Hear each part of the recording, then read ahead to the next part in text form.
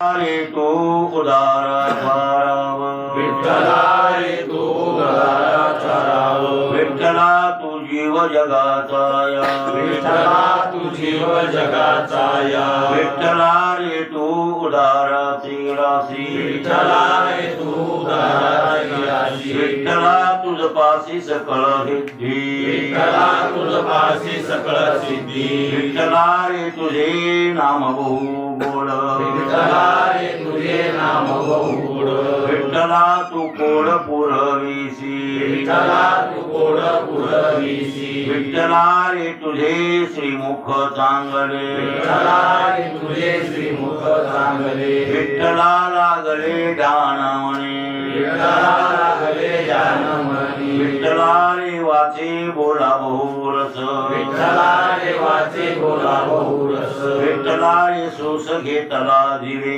विठ्ठला रे सोस घेतला दिवे विठ्ठला रे तू उदाराची राशी विठ्ठला रे तू उदाराची राशी विठ्ठला तुझ पासी सकळ सिद्धी विठ्ठला तुझ पासी सकळ सिद्धी विठ्ठला रे शोक करीतसे तुका विठ्ठला रे शोक करीतसे तुका विठ्ठला तू एका झड करी विठ्ठला तू एका जड करी विठ्ठला रे तू उदाराची राशी विठ्ठला रे तू उदाराची राशी विठ्ठला तुझ पासी सकळ सिद्धी विठ्ठला तुझ पासी सकळ सिद्धी प्रस्तुत प्राप्त रंगी सेवेसाठी निवडलेला अभंग दररोजच्या पाठातील जगद्गुरु तुकोबांच्या गाथ्यातील जेवढीकरांच्या प्रतिप्रमाणे 319 क्रमांकाचा आपला अभंग चालू आहे आणि अभंगाचे शेवटच्या चरणाचं उत्तरार्ध राहिलेले त्यात पूर्ण करू.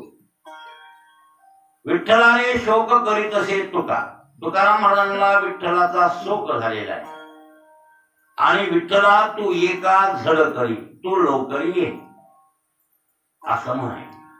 म्हणजे तू माझ्याकडे लवकर ये असे महाराज म्हणायचे. मग ते काल आपण पाहिलं की भगवान परमात्मा तुकाराम महाराजापासून दूर असला पाहिजे आणि दूर असल्यावरच लवकर ये म्हणणं संभवनीय आहे.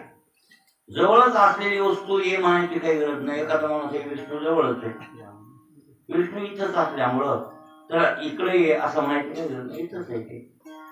मग त्या ज्या अर्थी विष्णू इकडे ये असं म्हणते त्या अर्थी विष्णूला दाखला पाहिजे. तसा देव पांडुरंग तुकाराम महाराजापासून लांब असला पाहिजे म्हणून त्यांना हाक मारायले की ये विठ्ठला जवळ ये, लवकर ये असे महाराज म्हणायचे. तसं देवाच्या बाबतीत लांब जवळ आहे का तर काल आपण पाहिलं लांब जवळ येऊन सर्व ठिकाणी व्यापक असल्यामुळं तो सर्वांच्या जवळच आहे. कसा आहे? नवे नवे देवाच्या मधातच तुम्ही तुमच्याच मधात देव असं आता बाहेर देव आहे तुमच्या. देव व्यापक आहे आणि ते निरपेक्ष व्यापक. निरपेक्ष व्यापक असणारी वस्तू तिला येणं जाणं संभवनीय नाही. येणं जाणं संभवनीय कोणत्या वस्तूला असतं? परिच्छिन्न वस्तू. परिच्छिन्न म्हणजे खंडित खंडित असली पाहिजे ती वस्तू. तुकडा असला पाहिजे, शकल असला पाहिजे. तसं नाही ना ते. भगवान परमात्मा अखंड दंडायमान आहे. पृथ्वी सापेक्ष अखंड दंडायमान आहे पण सापेक्ष अखंड दंडायमान आहे. उदाहरणार्थ या आपण वावराचे धुळे पाळलेले असतात की इथून आमचं तिथून तुमचं, त्या वावराचं नाव वेगळं, या वावराचं नाव वेगळं. हे तुकडे आपण पाळले की त्याच्यात तुकडे आपण पाळले आपल्या सोयीसाठी किंवा ही माझं इतकं तुझं तितकं हे असं गणित लावण्यासाठी तुकडे पाळले. किंवा यावर गाव गाव असं आपण तुकडे गावागावाचे शिवाराचे पाळले, तालुक्याचे पाळले, जिल्ह्याचे पाळले, राष्ट्राचे पाळले, देशाचे. हे सगळे तुकडे जरी आपण पाळले असले तर पृथ्वी कशी आहे? अखंड दंडायमान. तिच्या खंड कुठेही नाही, ते अखंड आहे. अखंड आहे पण सापेक्ष अखंड आहे. असो मग ते पण भगवान परमात्माचा निरपेक्ष अखंड आहे. अखंडे सच्चिदानंदे निर्विकल्पे करूपिणी परापूजेमध्ये वर्णन त्याचा कशी पूजा करू तुझी देवा मी. काय शंकराचार्य महाराज, शंकराचार्यांनी परापूजा आणि खरं तर परापूजा करणं श्रेष्ठही नाही भाऊ. जीवनातली उच्च स्थिती आहे, उच्च स्थिती. हा, आपण अपरापूजा करतो. कशी अपरापूजा. पण अपरापूजेपेक्षा कोणती पूजा श्रेष्ठ आहे? परापूजा श्रेष्ठ आहे. आणि त्या परापूजा स्तोत्रामध्ये शंकराचे अखंडे सच्चिदानंदे निर्विकल्पैक रूपिणी, तुम्ही निर्विकल्प आहात. मग असं सर्वस्या काय तुम्ही सर्व असल्यामुळं तर तुम्हाला बसायला टाकलेला पाठ तरी कुठं टाकू सांगा. सर्व ठिकाणी व्यापक आहे, पाठ कुठं म्हणून टाकायचा तुम्हाला नाही कळलं? बर, सर्व स्वच्छ आहात, तुम्हाला मी आणखी काय आंघोळ घालू म्हणला? त्या भगवंताच्या स्वच्छतेमुळं तर सगळं जग स्वच्छ आहे. आणि असा स्वच्छ असलेला परमात्मा महाराज कायच्या परापूजेत अध्यात्मशास्त्र आहे शंकराचार्यांचं. म्हणून भगवान परमात्मा आणि निरपेक्ष अखंड अशा प्रकारचा अंश म्हणजे व्यापक आहे. व्यापक वस्तूला येणं जाणं संभवनीय नाही. जीवाच्या बाबतीत सुद्धा आपण बोलतो जीव गेला आला, जीव गेला आला, असं आला आला, जीव गेला गेला गेला. आणि ते डॉक्टर नाही काय ते हलवी देत, आलं तर आलं. आणि कधी कधी येते म्हणून ते मरत नाही, कधी कधी वापस बी येते. ते येणं जाणं संभवनीय आहे. आभास सुद्धा, हा जीव गेला एक याचा अर्थ अंतकरणाचा आणि आभासाचा वियोग झाला. आभासाचा आणि अंतकरणाचा वियोग झाला. त्याचं कारण एक आहे, आभासा त्या अंतकरणावर असलेले गुणाधिक आहे, ते गुणाधिक मायाकारे ते मायेमध्ये विलीन झाले त्या विद्येमध्ये अज्ञानामध्ये. आणि मग अज्ञानामध्ये ती विलीन झाल्यामुळं अंतकरण स्वच्छ उपाधी होती, ती उपाधी आणि तम गुणानं विस्तृत आहे. आणि म्हणून तिच्यात भासणारं जे चैतन्य, प्रतिबिंबित होणारं चैतन्य ते बिंबापाशी बिंबरूप झालं. लक्षात आलं? झालं जन्मतात मरण. याच्यामध्ये काय झालं? हे जीव मग जीव गेला, जीव गेला नाही, जीव गेलाच नाही. अधिष्ठान रूपाने कुठस्थ सर्व ठिकाणी व्यापक होते. फक्त कुठस्थ नाव उपाधीमुळे आले होतं. वास्तविक ती ब्रह्मच आहे. उपाधी वेदानं कुठस्थ नाव आलं होतं. गेलं ना आलं हे संभवनीयच नाही चैतन्याला. चैतन्य जातही नाही, येतही नाही, अजिबात चैतन्य जात नाही. हा इथं फिरून या, अहो हीच वायाने बोललं. जातही नाही कुठं, येतही नाही कुठं. असं ते स्वरूप आहे महाराज आपलं. पण ते आपल्या स्वरूपाला आपण विसरलेलो आहोत. आणि देहतादात नाही घेऊन गेलो गेलो ना मेलो मेलो आलो आलो असं म्हणायला लागलो. हे अज्ञानाचं भान, हे अज्ञानाचंच कार्य आहे महाराज. हे अज्ञानामुळे भ्रम झालेला आहे. आणि या भ्रमामुळे प्रत्येक माणूस असा म्हणायला आहे, असा त्याचा अर्थ. म्हणजे अखंड असणाऱ्या परमात्म्याला इकडं ये जा तिकडं असं संभवनीय, ते जातही नाही येतही नाही, असा अखंड चैतन्य तो विठ्ठल आहे. आणि तो विठ्ठल मग तुकाराम महाराजांपासून वेगळा झालाय नाही. मग महाराज अज्ञानानं उरायले, कशामुळे उरायले ते असे?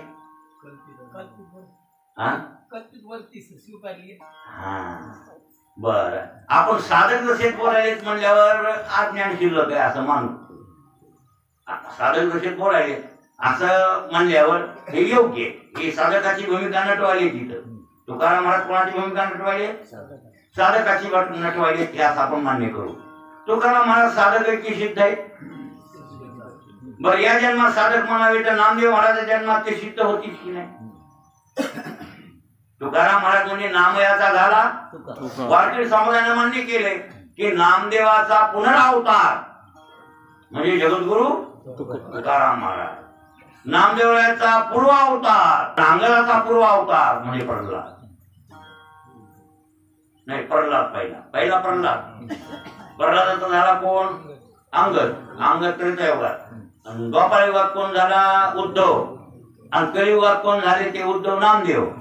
आणि नामदेवानं ते अभंग पूर्ण करण्यासाठी पुन्हा देऊळ अवतार घेतला जगद्गुरु तुकाराम महाराज या नावानं. लक्षात आलं की प्रमाणाची संख्या सांगे शतकोटीने उरलेची शेवटी लावी तुका. पांडुरंग केले स्वप्ना माझी जागे सवे नाही नामदेव केले स्वप्ना माझी जागे आणि सवे पांडुरंग येऊन या. तुकाराम महाराजांच्या स्वप्नात नामदेव आले आणि पांडुरंग बरोबर आले आणि उठ म्हणले ते अभंग पूर्ण कर. मी 100 कोटी अभंगाची संख्या आणि केला होता ते संकल्पती राहिलेला आहे आणि तू मीच आहेस आणि तू ते पूर्ण कर. मी याचा अर्थ वारकरी संप्रदायानं मान्य असं केलेले की नामदेवरायाचा पुनरावतार म्हणजे जगद्गुरु तुकोबार आहे. पुनर्वर पूर्व नाही. हा तुकाराम महाराजांचा पूर्व अवतार म्हणजे नामदेवराय. मग याचा अर्थ ते जन्मोजन्मी भक्ती करीत आलेले सिद्ध योगी आहेत. कोण?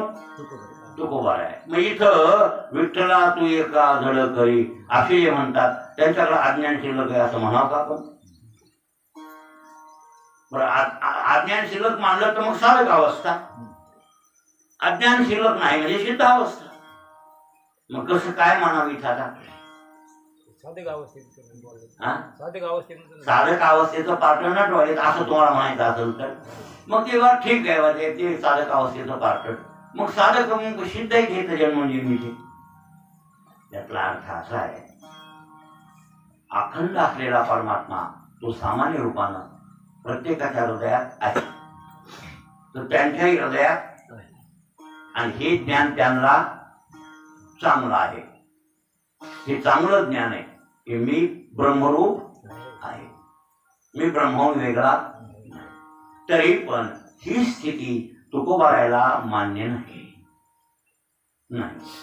का मान्य नाही? इथं पूर्णता आहे जीवाची पण परिपूर्णता. मग परिपूर्णता कशात आहे? तर देवाला देव करण्यात आणि आपण भक्त होण्यात. काय ज्ञान जरी झालं तर ते ब्रह्मानंद जर सेवन करायचं असेल तर त्याला वृत्ती स्वीकारून ते आपला आनंद भोगावा लागतो. हे आपला विषय मागे झाला ना. मग अशी वृत्ती कल्पी स्वीकारून त्याला देव करायचं आणि आपण काय व्हायचं? भक्त व्हायचं. आणि मग आपण मिळविलेला जे आनंद आहे आत्मानंद ते आत्मानंद उपभोगायचा. आत्मानंद काय करायचा? उपभोगायचा. मग ते आनंद भोगीत असताना माया कार्यात आल्यामुळं मायेत ते काही सुख दुःख आहेत ना सुख दुःखादी तेही थोडी छातीवर घ्यायचे. 2-2 डाव घ्यायचे आणि 2-2 डाव द्यायचे. लक्षात आलं? म्हणून तर आहे बाप झालं तरी लेकरा संग भातुकली खेळण्यात आनंद आहे. बाप जरी झाला असला बाप झाला म्हणजे शहाणा झाला की नाही? नाही. जी बाप झाला ते कसा झाला? शहाणा झाला. तरी पण पोरग मोठं झालं जरा टणक झालं जरा खेळायसारखं झालं मग ते तिकून चेंडू फेकायला त्याचा बाप इकून चेंडू फेकायला आनंद मिळतंय की नाही? हो. आपला पिंट्या तिकून चेंडू होऊन राहिला आपण इकून चेंडू होऊन राहिलो. लहान आहे हो त्याचा चेंडू पायाने ठेस करायचा ना त्याला पण ठेस करायचा आपल्याला असं असं. मग याच्यात आनंद की नाही भाऊ? हा मग आपला मोठेपणा विसरून त्याच्या संग चेंडू खेळावा लागतो आणि खेळण्यामध्ये आनंद असतो. त्या तद्वत त्या न्यायाप्रमाणे भगवान परमात्मा बापासारखा आणि हे लेकरासारखे तुकाराम महाराज आहेत. म्हणजे हे भक्त आहेत ते देव आहेत आणि एकमेकाचा आनंद द्विगुण करण्यासाठी त्याला देव केले आणि हे भक्त झाले. आपलीच आवडी धरून खेळ आपापना ते व्याले रे. हो म्हणजे एकच 2 रुपये करी धर्माच्या घरी अवतरले. जसं एकच भगवान परमात्मा नरही बनला नारायणही बनला. नर तोच नारायण नारायण तोच नर. बद्रीनारायणची गोष्ट. बद्रीनारायण की नाही तिथं नर आणि नारायण आहे. एक डोंगर नर म्हणतात एक डोंगराला नारायण म्हणतात. तिथं ते त्यांच्या दोघांना तपश्चर्या केली. यानं तपश्चर्या करावी नारायणानं आणि नरानं फळमुळं त्यांना आणून त्यांची सेवा जसे राम आणि लक्ष्मण. राम आणि मग लक्ष्मण नाही तर आम्हाला आनंद आहे का दुःख आहे? लक्ष्मण नसल्यावर आम्हाला दुःख. राम राहिलेच नाही किंवा ज्या टायमाला काळ पुरुष आला रामाला बोलला. काळ पुरुष रामायणामध्ये वर्णन आहे ना मला तो उत्तरखंडात आहे. काळ पुरुष येऊन रामाला एकांतात बोलला आणि म्हणला आता मी तुमच्याकडे आलो. रामपूर म्हणले ओळखलो तुम्हाला नाही. आता झालं म्हणले 11,000 वर्ष आयुष्य तुम्ही मागितलं होतं ते त्याप्रमाणे तुम्ही आणि घेऊन कार्य केलं. आता आपापल्या ठिकाणी चलाव. माझी तुम्हाला एक आज्ञा नाही, विनंती. आज्ञा मी देणारा कोण? माझे काळाचे काळ तुम्ही आहात. कोण म्हणायला? तुम्ही आपल्या लोकांमध्ये चला. त्यांनी होकार दिला, विठ्ठल जाय म्हणले. मी आता हे कार्य करतो, मी कार्य करतो. मला वाटतं हे निमित्त करायचं असते जेव्हा. आता काळ पुरुष आला होता आणि त्याला बोलायचं होते एकांतात, आणि तशा माणसाला एकांतात बोलावं लागते भाऊ. कुठे लोकांतात बोलता येत नाही. हा, लोकांतात कसं बोल, म्हणून एकांतात बोलायला बैठकीत लक्ष्मणाला सांगितलं. आता ते वॉचमॅन हजारो असतील त्यांच्याकडे, काही कमी राजा होते ना, पण आपल्या काळजाचा तुकडा आणि खरा पहाऱ्यावर कोण असला पाहिजे? लक्ष्मण. लक्ष्मणा सांगितलं, लक्ष्मणा माझी आज्ञा आहे तुला या दरवाजावर थांबायचं, आणि हे माणूस आलाय मला बोलायला, हे माणूस बाहेर जाऊच तर कोणाला आत येऊ द्यायचं तुला. माझ्या मला हे भाऊ तुम्हाला वेगळे वाटत. एक भाऊ राजा आणि एक भाऊ त्याचा मंत्री प्रधान काम करतोय म्हणजे काही वाटण प्रेम आहे वगैरे. म्हणा असं राज्य असल्यावर मला वाटते स्वर्गाला जायची गरज नाही ना. बायको मनासारखी एखाद्या माणसाची भाऊ मनासारखी वागतात, पोरं मनासारखी वागतात, सगळं अनुकूल वैदिकेच आहे. आता पुन्हा स्वर्गाच्या अपेक्षा करायला करायची. येतं स्वर्ग एक घेऊ, बरोबर आहे की नाही? आहे का नाही? माझा सगळं कुटुंब असं जर असेल, भावादीक सगळे, बहिणीदीक सगळे, ते सगळे सगळे सगळे एका मनाचे, आणि त्या करच्याचं कोणीच मोडीत नसेल त्या कारभाराचं, तर त्या कारभारात आनंद वाटतंय की नाही? कारभारात आणि सगळ्या वडावड्या करू लागल्या तरी पण आपण सोडीतच नाही.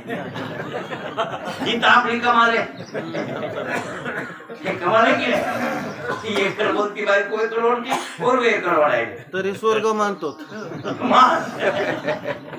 स्वर्ग नाही, जिथे पण नरक आहे ते. आणखी नरकाला जायची काय गरज आहे त्याला?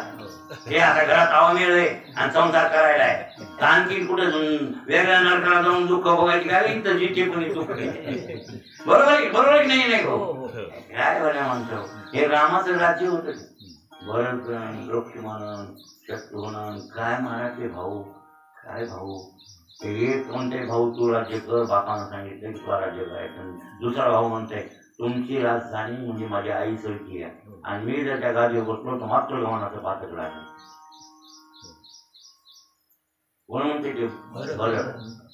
बघा तुम्ही चित्रकूटावर तुळशी रामायणाच्या बघाय पहिली सभा, दुसरी सभा, तिसरी सभा, 5 सभा झाल्या होत्या. 5 दिवस विनंती चालली होती भरताला राज्य स्वीकारण्याची. भरत म्हणले नाही, मी रामाच्या गादीवर बसणार. भरत म्हणाले रामाला वनवासातून चालावं, राज्य करावं. राम म्हणजे मी माघारी येणार. दोघांची तटच होती. भरत म्हणला मी आमर उपोषण, कसं मी मरणार पण घरला जाणार, एकदम मला संघ येऊ द्या मनात.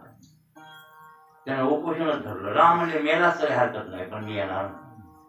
तुम्ही तर आमर उपोषण जरी करीत बसला तरी मी येणार, माझी प्रतिज्ञा. हे संकट आलं होतं की नाही? वाल्मिकासारख्यांनी येऊन मिटविलं ते, आणि भरताला घरून वापस. तरी पण डोक्यावर पादुकाच नेल्या. तुमच्या पादुका द्या म्हणलं. मी नाही राज्य करणार, मी एक मंत्री म्हणून काम करतो. तुमच्या पादुका त्या गादीवर स्थापित, त्या गादीवर पादुका बसविल्या रामाच्या गादीवर, आणि काय मंत्र्यासारखं कार्य घ्या ना. 14 वर्षे आयुष्या सांभाळली, पण मंत्र्या असे भाऊ कुठे मिळतील का? आणि मला वाटतं रामायण म्हणजे जीवनाची पूर्व अवस्था. आपण जीवन कसं जगावं तर रामायण वाचून बघावं, जगावं. बरोबर आहे? आणि जीवन कसं त्यागावं, भागवत वाचून त्यागावं. म्हणजे जीवनात जगण्यासाठी ग्रंथ कोणता आहे? राम. आणि जीवन त्यागण्यासाठी ग्रंथ भागवत आहे. हे टोकच आहेत आपल्या जीवनात. महाराज राम बसले तिथं, लक्ष्मणाला सांगितलं पहाऱ्यावर आहे, ते बसले पहाऱ्यावर. राम त्या काळ पुरुषाला बोलायचे, चर्चा चालली. तेवढ्यात खतरा महाराज आला. कोणता महाराज आला? सगळ्या महाराजातला खतरा महाराज आहे. आणि विश्वामित्र दुर्वासमुळे कोपिष्ठ आहे, त्याला कमी जास्त जमत नाही. हा भस्म हो जावत मोठी बिघडली आली दुर्वास महाराज. लक्ष्मणा राम कुठे आहे? ते म्हणजे आज महाराज कसे गरम आज बसले गेले. आज मला मधात जायचे रामाला भेटायला. महाराज मध्ये एक कोणीतरी माणूस आलाय, त्यांना बोलायला आणि रामानं सांगितले की तो माणूस आज म्हणजे आतला बाहेर जाऊच तर कोणाला आत येऊ देऊ असं मला आज्ञा आहे.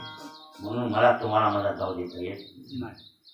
माझी विनंती लेकराची मान्य करणार नाही. मला आताच्या आता सोडीत असलं असतं बरे, नाही ते अयोध्या जाळून टाक. कसं कसं आहे म्हणून लागला महाराज ते अयोध्येला आग लावून टाकली. हा मला घेणं देणं नाही. आताच्या आता मला सोडलं असतं बरे, नाहीतर मी असा करणार. लक्ष्मणला तो हेरी संकट उभा आहे.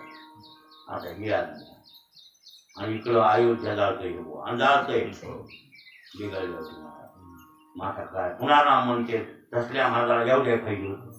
पुन्हा आणखी माझ्या औषध देईल अवघडच हे दिसायले. बरं महाराज श्रेष्ठ आहेत, सोपी आहेत आणि दुसरी सृष्टी करण्याचं सामर्थ्य अभावाचं हो द्या. काही बी आपल्याला शिवाय देखील मारतील राम काय करायचं आज्ञे करून बघायला द्यायच्या.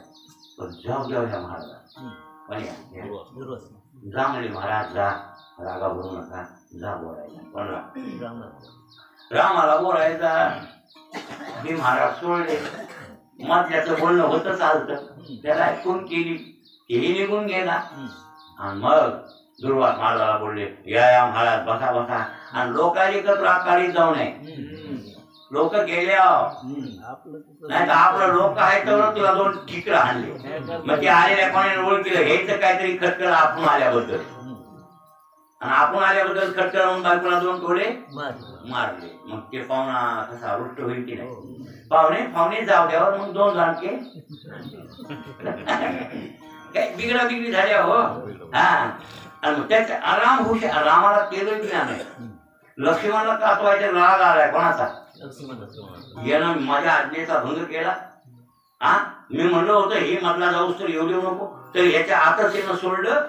लक्ष्मणाची गंमत बघतो असं असं वाटलं. पण ते आलेल्या महाराजांना देखत नाही. आलेल्या महाराजाला आग्रा तिथे बसा बसा महाराज बसा बसा, मला भूक लागलेली. पहिली सोय कर कायची जेवायची.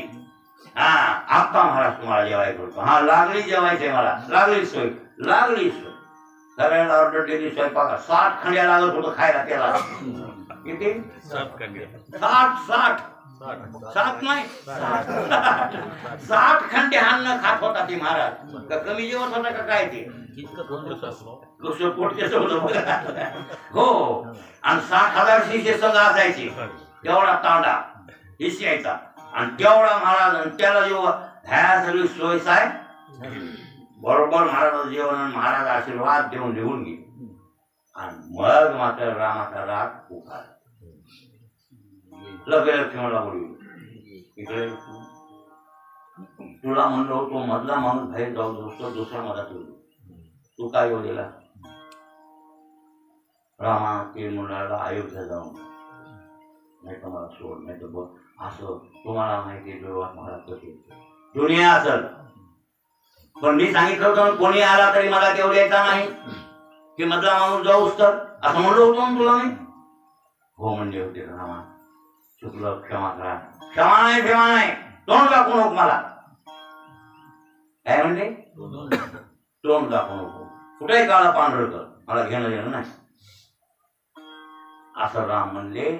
आणि लक्ष्मण मला शरीर नदीच्या काठावर आहे ना अयोध्येपासून 3-4 किलोमीटर गुप्तार घाट म्हणते त्याला. कोणता घाट? तर गुप्तार घाटावर गेले आणि आपलं शरीर पाण्यात विलीन केलं आणि शेष अवतारात विलीन. राम किती दिवस राहिले पण अयोध्येत राहिलेच नाही.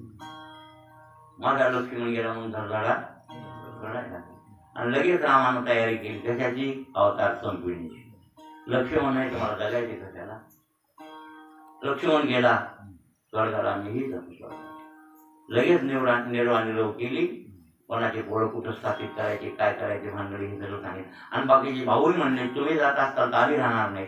रेपुसुदन भरतजी संगत गेले ना, सगळे अयोध्येचे लोक गेले. नाही नाही किड्यामुळे यायचा उद्धार केला असं रामानंच वर्णन आहे बाबा.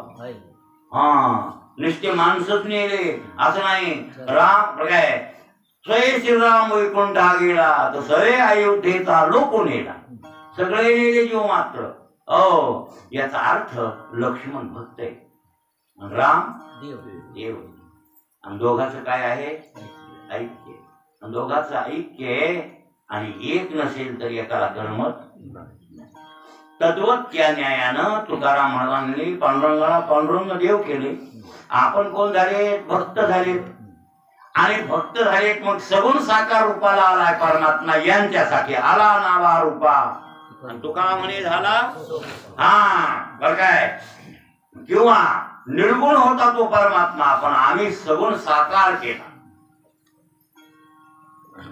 14 भोणे दयाची पोटी तोच आम्ही कंठी साठविला. काही कवणे अंशे घरी ओळंगती द्वारे रीती सिद्धी. बरोबर आहे.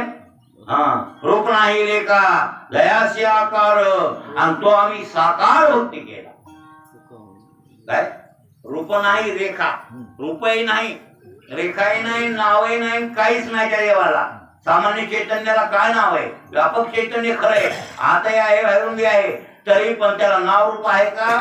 नाही. पण त्या नाव रूपाला आम्ही त्या निर्गुण निराकाराला सुद्धा नावारूपाला आणलं. तो आम्ही साकार भक्ती केला. म्हणजे भक्त लोकांना त्याला कसं बनविलंय? आम्ही साकार. मग साकार बनविल्यामुळं आता खंडित झाला का अखंड राहिला? आता कसा झाला? अखंड एक सच्चिदानंद कुठे राहिला आता? निर्विकल्पिक रूपी कुठे राहिलं? सविकल्पिक रूपणी झालं ते. बरोबर आहे की नाही? त्याला मन आलं, बुद्धी आली, नाही आलं का? सगळं झालं की हे माया कार्याचा गोंधळ. आणि ते रूप माईकच आहे, त्याचं धारण केलं, हे शरीर धारण केले विठ्ठलानं, ते कोणतं आहे? माईकच आहे, माईकच रूप आहे ते. मग याचा अर्थ तो खंडित झाला की नाही? मग असा खंडित झाला म्हणजे याचा अर्थ सगुण साकार परमात्मा पण अखंड होता, ते खंडित बनला यांच्या प्रेमाखातर. आणि म्हणजे खंडित बनल्यावर मग आता ते दूर देशात जाऊ शकतो, येऊ शकतो, त्याला जाणं येणं संभवनीय आहे. हो, असा हा परमात्मा. तुकाराम महाराजांच्या त्यावर जवळ नसेल, लांब सगुण साकार परमात्मा गेला असेल तर त्याला हे हाक मारीत. आणि बरोबर आहे ना, वारीला तुकाराम महाराज येत होते त्याला चौसार दुखणं लागलं. तुकाराम महाराजला पंढरपूरच्या वारीला पांडुरंगाच्या त्या आषाढीला येणं होईना, चला येईना, उठा येईना, बसा येईना, चौसार दुखणं म्हणजे थंडीचा. त्यावेळेला वारकरी घेऊन जाऊ लागले. त्या वारकऱ्यापैकी पत्र येते वारकरी वाट पाहतो, हो घालून या दंडवत पुरुषे निरोपासी मात्र. पत्र हाती दिले, त्या तेथेच पाठविले. तुका म्हणे येती जाईन समोर आपण होती. बरोबर आहे. वाटतात बसले, गरुडाला पाठविलं देवानं आणायला तुकाराम महाराजाला, तरी नाही आले गरुडा बसून. शेवट पांडुरंगाला तिथे यावं, देहूला यावं लागलं वारीत. म्हणजे तुकाराम महाराजांना दर्शन वारीत सुद्धा दिलं पांडुरंगाने येऊन. याचा अर्थ सगुण साकार परमात्मा यांना आणि असा दर्शन देतो. आणि सगुण साकार म्हणल्यावर खंडित झाल्यामुळं पंढरपूरला असतो, कधी कधी असतो देहूला. बरं काय, आणि यांनी हाका मारले त्यावेळेस ते उपस्थित होते. एक लक्षात ठेवा, परमात्मा हे विशेष रूप आहे. परमात्मा सगुण साकार रूप आहे का? हे विशेष रूप. आणि हृदयात असणं सर्वसामान्य रूप आहे. तो सर्वसामान्य रूपानं सर्वांच्या हृदयात आहे. उत्तरेत आहे, मांजरात आहे, कुठं नाही असत नाही. जळात आहे, चेतनात आहे. जळात चेतन आहेच. जिथं जिथं जळ आहे तिथं तिथं चेतन. स्वच्छ उपाधीनं फक्त सक्रिय आहे, गणित उपाधीनं सोड निष्क्रिय आहे, इतकंच. पण असं व्यापक चैतन्य सर्वसामान्य कुठे आहे. पण विशेष चैतन्य आम्हाला पाहिजे. सामान्य चैतन्य रूपानं नाही पाहिजे. कसं पाहिजे? विशेष रूपानं ते चैतन्य. आणि सगुण साकार म्हणून आम्ही त्याची भक्ती केली पाहिजे. फूल, गंधम, दीप, लोक, दीप हे त्याला अर्पण करणे, अशा प्रकारच्या क्रिया आमच्याकडून झाल्या. आणि अखंड परमात्मा आणि असा सगुण साकार आमच्या जवळ राहिला राहा वाटते की नाही? जवळ सदा नाही. हा, स्त्री लोभ्याला आपली स्त्री आपल्या नजरेच्या दृष्टीच्या वेगळी भाव वाटते काय काय फक्त त्याचे म्हणून आणि सगुण साकार रूपात माझ्या जवळ जेवण यावं असं महाराजांना वाटायले. म्हणून विठ्ठला रे तू ये का पांडुरंगा तू लवकरात लवकर माझ्याकडे ये. आणि असा भक्त ज्यावेळेला म्हणेल त्यावेळेला परमात्मा आल्याशिवाय येते. काही असो काही मागे भक्ताची कितीतरी उदाहरणं येत्याच्या ग्रंथामध्ये जेव्हा हाक मारली की परमात्मा तिथं जाऊन सांगा बरं. द्रौपदीला संकट पडलं त्यावेळेला परमात्मा तिथं होते का? धावून आले. कुठे होते कोणा ठाव? कुठे होता कृष्ण परमात्मा? नाही पण आला धावून महाराज रात्रीच्या 12 वाजता. वनवासात पांडव होते. वनपर्व आहे. कोणतं पर्व? वनवासात. आणि वनवासात पांडव होते. आणि पांडव वनवासात राहत असताना त्यांना सूर्यदेवतेने सूर्यानं एक थाळी दिली होती. थाटली आणि ते थाटली उजळलं. एकदा दिवस निघाला की दिवस माळूस तर किती माणसं जेव द्या ते अन्न ही तर दिवसाचीच गरज आहे. म्हणजे सूर्यानं अशी थाटली. मला वाटतं त्याच्या थाटलीतून मनानं स्वयंपाक येत होता. कमाल आहे की नाही? त्याच्या थाटल्या मिळल्यावर आपल्याला सीधा सरकार कोण घ्यायची आणि ते बी नको. गॅस सिलेंडर बी नको. त्याला गॅस सिलेंडर होय माझी पाठी काय करायचं? गॅसाची चूल पेटवा हे करा काळीवाला काय करा कुठाने हा इथं भाकरी खायच्या हा जेव्हा किती भाया कमाल आहे की नाही? कमाल आहे ना. पांडवापाशी दिवसा किती बी ऋषी येऊ द्या हो. 1080 माणसं आली तरी जीव घालत होती पांडव. ती थापली गेली होती सूर्यानं. हा आणि ती दिवसाच काम करीत होती. हे माहित होतं कोणाला? सगळ्या दुनियाला. त्या दुर्योधनाला माहित होतं. आणि हे आता जे रामाला लक्ष्मणाला रुष्ट झालेला महाराज नाही का दुर्वास, हेच महाराज बघा कवापासून ते महाराज रामावतारात बी होता. कृष्ण अवतारात बी होता. किती आयुष्य होतं महाराजांना. कुठे गेले असेल तुमच्यासारखे आपल्यासारखे भूत निर्माण झाले ते म्हणायचे घ्यायला दर्शन दिले नाही तर बघा विचार करा. ते वशिष्ठ तुम्ही ऐकतात की रामायणामध्ये वशिष्ठ कुलगुरू आहे. आणि ते कृष्ण अवतार जे सुखाचार्य आले त्यावेळेला ते राजा परीक्षेला शाप झाला त्यावेळेस तिथं वशिष्ठ आले, केवन आले, भारद्वाज आले, नारद आले. वर्णन होई आहे की नाही? म्हणजे राम अवतारात वशिष्ठ कृष्ण अवतारात बी होतेच. बरोबर आहे. आणि हे दुर्वास महाराज बी होतेच. आणि हेच महाराज कृष्ण अवतारात होता. तेव्हा दुर्योधनाच्या घरी गेले. दुर्योधनानं सेवा केली. त्या 5-6 महिने ठेवून घेतलं. महाराज मी म्हणजे राहतो.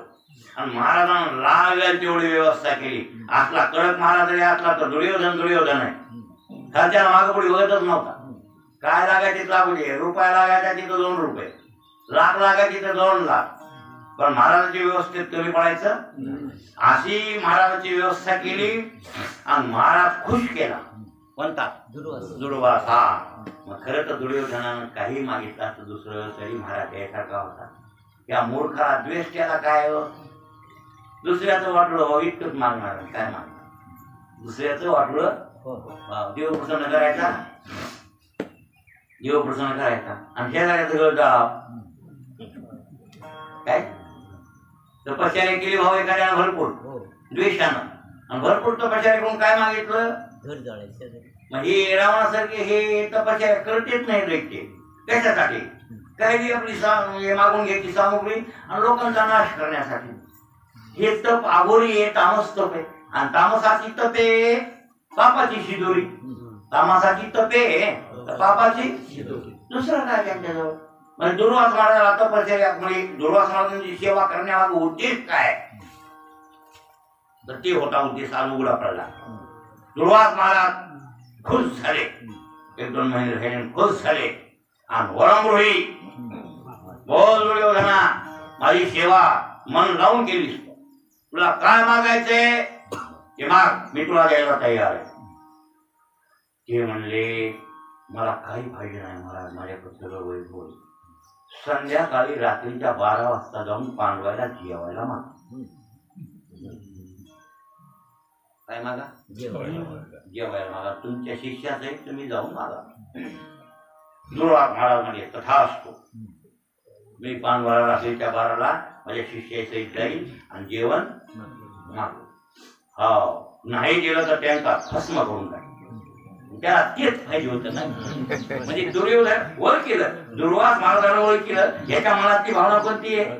म्हणजे जेवण मागायचं आणि त्यांना नाही जेव घातलं की तेव्हा कातवायचं, हे ह्याच्या मनातला भाव. आणि दुष्टाला तेच वाटतंय बघा. येणं केनं प्रकारे नाही के साहेबांना महाराजांना कातवा असा कट असतं या लोकांचा. हो नाही असते महाराज. नाही लय लोक हो काय सांगावं तुम्हाला. खचूशी लोक ते खचूशी खचूच्या लोकांना खचूसच करावं काय नाही ते दुर्योधनानंतर सर. आणि मग दुर्वास महाराजांना ओळख केलं. आपला 7,000 शिष्याचा तांडा घेऊन गेले वनवासात. गेले रात्रीच्या बरं काय 12 वाजता गेले. बस पांडवाला उठा उठा उठा. महाराज आले दुर्वास महाराज आले. सगळे 5 पांडव द्रौपदी उठले, दर्शन घेतले. हा आलेच महाराज. आलो म्हणले, काही इच्छा धरून आलो. भूक लागलेली आहे, मी उपाशी आहे आणि मला जेवण करायचे. आताच्या आता ते आमच्या शिष्यासहित मला येऊ घाला. द्रौपदीने छाती म्हणून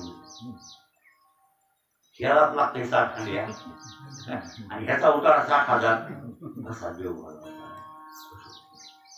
पांडवाच्या तोंडचं पाणी पाडलं. ते म्हणजे महाराज तरी पण द्रौपदीने ध्येय धरलं. ध्येय धरलं. पांडवाला म्हणजे घाबरून महाराज आंघोळ्या घ्यायला आंघोळ्या करून येतो करतो असं म्हणा. मग मी महाराज गंगेला आंघोळ घाला आणि आंघोळ्या करून घ्या. स्वयंपाक करून आम्ही करून तेवढ्यात 5 पांडव मुलाला एकमेकाला कसं करायचं. रात्राच्या थापी अन्न देत नाही ना. दिवसा जमते या रात्राच्या मोटर चलत नाही आमची. मग पांडव म्हणजे द्रौपदी आता तुला कळलं तसं कर बापा. आमचं तर काय म्हणले आता हात टेकले. धर्म लागतो धर्म हे कोणा धर्म आहे म्हणला. हे महाराज काय खात्राय म्हणला. आता हे आंघोळ कोण आला का बस मग जाऊत म्हणतो. आणि दुर्योधनानं काहीतरी खचून त्याच्याकडे महाराज राहायला गेलता म्हणतो. आणि तिथं सेवा करून ह्याला प्रसन्न करून घेऊन हे आपल्यासाठी म्हणजे आपला नाश करण्यासाठी हे असं झालंय. द्रौपदी म्हणजे तुम्ही घाबरू नका, मला कैवारी आहे. महाराज तिनं धावा केला. भगवान काय विठ्ठला तू ये का. मला संकट पडले देवा, लवकर तू ये धावून काही कर. महाराज त्याला रात्रीच्या 12ला फोन गेला. कुठं होता कोणाच ठाऊ, द्वारकेला होता का कुठं होता, कुठेही असला तरी पण ते धावून एवढी आहे. त्याला काय धावून आला. आल्या मला लय भूक लागली म्हणला.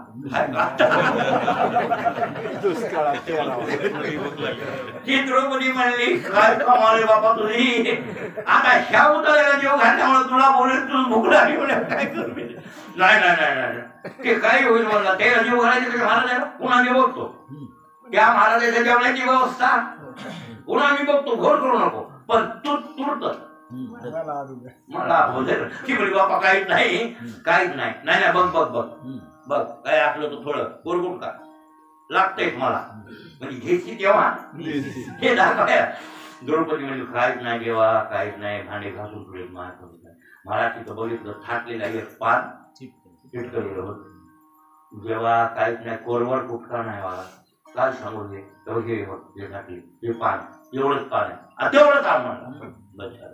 ते पान घेतलं. मागे भाजी पान द्रौपदी काय धर्मागरी नवे छान मागे भाजी पान द्रौपदी. एक भाजीचं पान मागितलं तेवढंच खाल्लं. द्रौपदी आता घोर करू नको.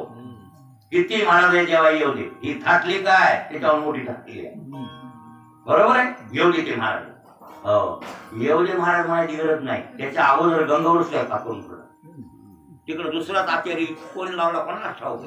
सगळा स्वयंपाक बी झाला आणि महाराज आंघोळ्या करून तिथं गणपतीला करूच तर हा तिथं लगेच द्रौपदीने दुसरेच निर्माण केले. त्यानं काय वाडा वाडी जेव्हा महाराज सगळे महाराज जेवाले दुर्वास महाराज जेवले सगळे जेवले पोटभर आणि ताणून हाणले हे कोणी त्या महाराजांनी आणि ताणून जेवले आणि तिथंच लावून लागले म्हणजे वाळवंटाला उठूट वाटना लावून लागले कोण महाराज आणि हे 2 घंटे झाले इकडे हे वाट बघायला इथं कोण पांडव महाराज कशी येईल आंघोळ्या करून स्वयंपाक दुसरा तयार आहे इकडं महाराज कशी येईल द्रौपदी म्हणजे महाराज तिकडच बसले बोलवायला बरं काय बेमदादा गेले आजचा बाकी जेवायला पाहुणायला आज जेवलो त्या पोटभर किती वारा खातो जेवायला भीमदादाला मिळायला लागला नाही भीमदादा म्हणला तिथं जेवलो नाही महाराज त्यानं धोंडीकर चमत्कार केला कोणी देवानं तिकडे जेव घातले आणि इकडे संकट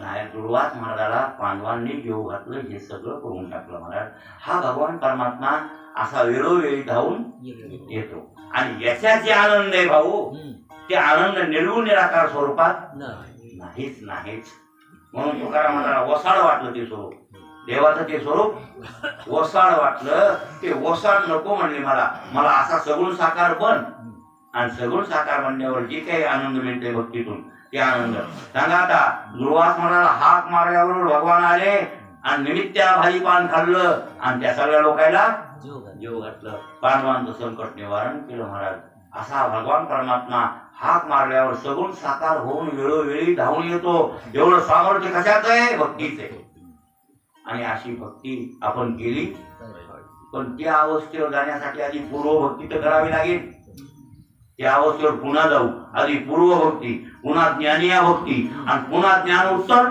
भक्ती आणि सर्वातली उच्च स्थिती आहे ही भक्ती म्हणजे काय सर्वातली उच्च स्थिती आहे म्हणून तुकाराम महाराज विठ्ठला रे शोक करीत असे तुका आणि विठ्ठला तू एका धड करी देवा लवकरात लवकर धावून ये असे हाक मारतात आता या भंगात देव आले असं काही वर्णन नाही तरी आपण कशाला सांगावं इथं काय आलेलं वर्णन नाही पण हाका मारायची एवढं खरे देव आला म्हणून माझं वर्णन नाही काही आलेला वाण नाही कवा येतो ना येते महाराज येते कोणता वा आता ध्यान धरलं का तुम्ही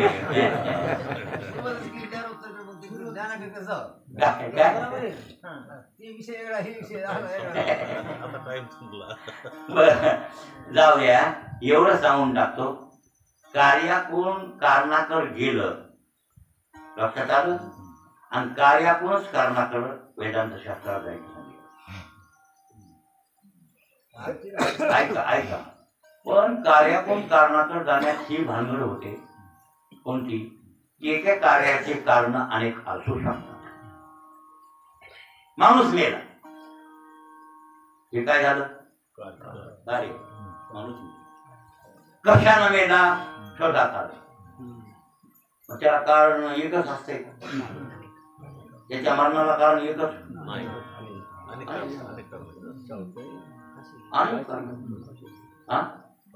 अनेक कारण माणूस मेलाही खरे पण कशानं मेला त्याबद्दलची कारण तद्वत तद्वत जगत निर्माण करण्याला एकच कारण काय नुसतं अज्ञान आहे का अज्ञान आहे जीवाचं कर्मच आहे का नुसतं जीवाचं कर्मच आहे का तुला माहिती जगत निर्माण करायला किती कारण आहे मग 9 कारण आहे थांबा थांबा हा 9 कारणाचं एकही कारण नसल्यावर जमते का जगत निर्माण करायला म्हणाय अरे बाबा काय म्हणला ईश्वर इच्छा ईश्वर प्रयत्न कर्म हा सांग ईश्वर इच्छा हा ईश्वर ज्ञान ईश्वर प्रयत्न हा देश हा काळ हा अदृष्ट हा प्रभाव हा प्रतिबंधक अभाव हा ही 9 कारण मग आता ह्याच्यात एक बी एक दोन नसल्यावर जमतंय का जगत निर्माण करायला होतंय का नुसते जगा देवा आपल्या ह्या जीवाच्या कर्मानं जग निर्माण होतंय त्या ईश्वराची इच्छा असली पाहिजे ते जग झालं म्हणण्याचा प्रकार आहे ते. हा जग झालं किंवा केलं, झालं की नाही केलेलं हे आम्हाला सांगायला सिद्धांत.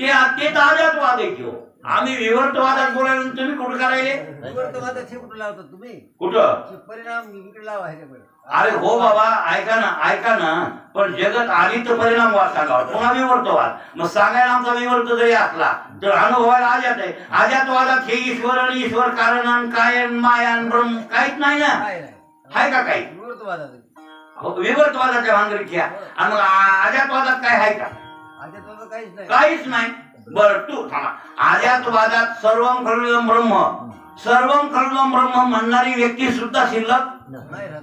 कुठं राहते सर्व म्हणणारा म्हणजे हे सर्वम खलुदम ब्रह्म याचा अर्थ जे ब्रह्माहून वेगळा आणि वेगळा म्हणजे किती आलं म्हणजे याचा अर्थ वेगळेपणानं माणूस ते ज्ञाता सुद्धा शिल्लक राहत नाही असं ज्ञेय स्वरूप ज्ञात म्हणजे ज्ञेय स्वरूप ज्ञाता होतो अशा प्रकारचं आणि वृत्तीतलं ज्ञान सगळं ओझा होऊन माणूस निखिल ज्ञान स्वरूपच होणे त्याचं नाव काय अजात मग अजातवादाच्या भानगडीच नाही दोरीवर सर्प भासला हो आणि स्वप्नही पडलं हो ह्याची काय भिन्न भिन्न असते प्रश्न. आणि दोरीव सर्प भासला रज्जू उपहित चैतन्य आणि त्या चैतन्याचा आश्रित अज्ञान अज्ञान भासलं अज्ञान भासला मग भासलेली वस्तू हा ती भासलेली वस्तू कल्पित आहे की वास्तव आहे आणि मग कल्पित आहे ती वस्तू ती कल्पित असल्यामुळे ती भावरूप आहे का भावरूप आहे हा नाही भावरूप दोरी हा दोरी का भाऊ नाही बघा सर्प भावरूप म्हणल्यावर सर्प व्हायला पाहिजे होता अभावरूप नाहीच अभावरूप नाही अभाव म्हणल्यावर भाव पाहिजे अभाव शब्द केव्हा येतो भाव असल्यावर अभाव शब्द केव्हा येईल भाव असल्यावर अभाव रूप येईल किंवा सापेक्ष शब्द जगातले शब्द काही सुख आहे नाही आदमी सुखी आहे त्या अर्थी मागे हे दुःखी होता असं सिद्ध होईल की नाही म्हणूनच मोक्ष भावरूप आहे की भावाभाव रूप आहे की अभाव रूप आहे हा भाव रूप आहे तसा दोरीवरला सर्पही भावरूप आहे कारण काय अधिष्ठान कल्पित जर काय कल्पितात अधिष्ठान एक काय आणि कल्पित अधिष्ठान रूपच असतं कल्पित अधिष्ठान रूप असल्यामुळं ते भावरूपच आहे याचा अर्थ दोरीवर सर्प नाहीये ती दोरीच होती आता दोरी केव्हा पडली काय पडली ते म्हण सर्प केव्हा निर्माण झाला दोरी होती तेव्हा निर्माण झाला लक्षात आलं दोरीच्या ज्ञानानं सर्प झाला म्हणजे दोरी म्हणजे एक रज्जू नाम दोरी रज्जू उपहित जे चैतन्य लक्षात आलं आणि ते चैतन्य आश्रित अज्ञान त्या अज्ञानाच्या कार्यामुळे ते सर्प वाचला ते अज्ञान दोरीचं पूर्ण ज्ञान झालं हा आणि दोरी फक्त ही दिसली तिच्यावर सर्प अभावरूप झाला असं म्हणायचं नाही कार्यावरून कारण मानलं हो सर्पामुळे अज्ञान मानलं अज्ञानामुळे सर्प नाही असं मला म्हणायचं कशामुळे मानलं अज्ञान सर्पामुळे अज्ञान मानलं सर्पामुळे अज्ञान मानलं हे मान्य आहे ना पण सर्प निर्माण कोणी केला मग सर्पामुळे अज्ञान मानलं जरी असलं तर तुम्ही अज्ञानाकडे जाऊनच त्याला निवृत्त करण्यासाठी ज्ञान प्राप्त करावं लागेल की नाही कार्यावरून कारण असं मानलं नाही कार्यावरून कारण सिद्धी झाली कार्यावरून कारणाची सिद्धी झाली पण कारण नष्ट केलं म्हणजे कशामुळे सर्प भासला की हुडकीत जावं लागलं की नाही तिकडं कोणकड जावं लागलं की नाही हुडकीत आणि मग हुडकीत गेल्यावर तपास लागला तपासांती कळलं की ही दोरी नाही सर्प नाही ही काय आहे दोरी आहे कोण काय म्हणायचे पण एखाद्या कारणाचे कार्य आता उदाहरणार्थ दोरीवरला सर्प भासायला अज्ञानच कारण आहे असं तुमचं म्हणणं आहे त्याला झावळ अंधार कारण नाही मग हे कुठं कारण म्हणायला निखिल अंधारात दोरी दिसत नाही सर्प दिसत नाही लख प्रकाशात सर्प भासतंय का नाही मग त्या दोरीवर सर्प भासायला अज्ञान तर आहे हो काय रजू उपहित चैतन्य आणि चैतन्य असेल अज्ञान हे आम्ही मान्य करू ना पण नुसत्या अज्ञानानं सर्प भासत असल्यामुळे रात्री फिर अंधारात बिजी साहेब पाहिजे होता उजेडात बिजी साहेब पाहिजे होता का दिसला नाही ते का दिसला नाही त्याला झावळ अंधार पाहिजे होता त्याचा आमदार पाहिजे होता. ते धावळ धावळ आमदार बी कारण मानताल की नाही तुम्ही तर नाही मानणार. आता जमलं काही बोलणं मग एका कारणाला 2 करणारे का 3 करणार याला असे कारण किती वाढविता येतील किती नाही